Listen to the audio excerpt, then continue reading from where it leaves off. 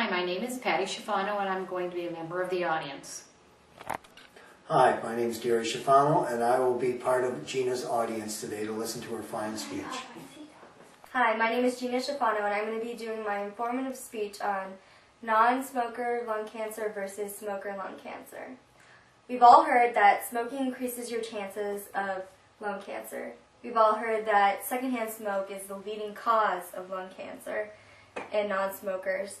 And we've heard that lung cancer is the leading cause of deaths in America in both men and women. We've all had instances of being exposed to air pollution, of being around unwanted cigarette smoke, and being around chemicals in our house. We look at the differences found in 3 parts. First, we look at a profile characteristic of a non-smoker. Second, we'll look at the potential risks of exposure for non-smokers. And thirdly, we'll look at the differences in the gene mutations found in non-smokers, which researchers have recently found. Now let's look at the profile characteristics of non-smokers, which was found in Goodwin 2010. People tended to be diagnosed younger. Women were more at risk than men, and they were more likely to have adenocarcinomas and a mutation in the EGFR gene. Now knowing the profile characteristics in non-smokers, we can now go on to the potential risks of exposures for non-smokers, which was found in Eldridge 2010. Environmental factors include radon air pollution and asbestos.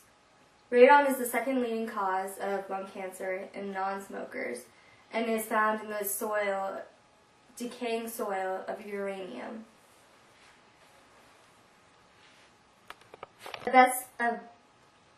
Asbestos insulation exposure prior to 1970 is responsible for 84% of mesothelioma.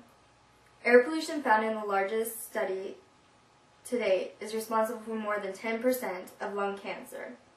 Some occupational factors include diesel fumes, natural fibers, and metals such as aluminum and arsenic, and genetic predisposition.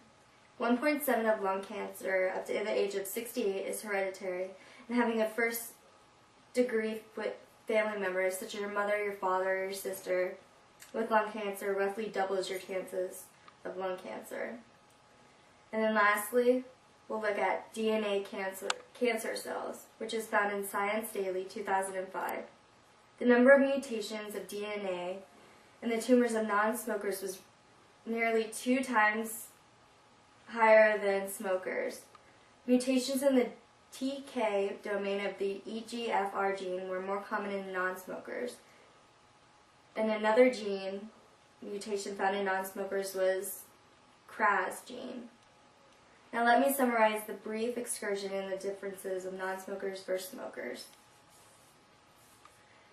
Differing profile characteristics, which we've already discussed in non-smokers, was younger age of being diagnosed with lung cancer, higher risk found in females, and more likely to have risk of adenocarcinomas and more mutations of EGFR gene. Potential risks of harmful exposures that increases chance of lung cancer are being exposed to environmental factors such as radon, air pollution, and asbestos, occupational exposures to diesel fumes, certain metals, and natural fibers increases your chance. And having a genetic predisposition, having a mother, father, sibling have lung cancer is double your chances of lung cancer. And DNA found in non-smokers provides evidence that lung cancer is due to other factors than carcinogens.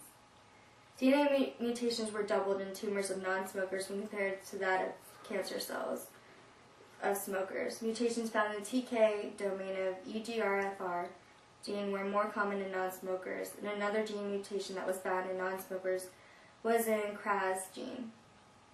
So after all of this, what do you think? do you still think that lung cancer is related to the same disease?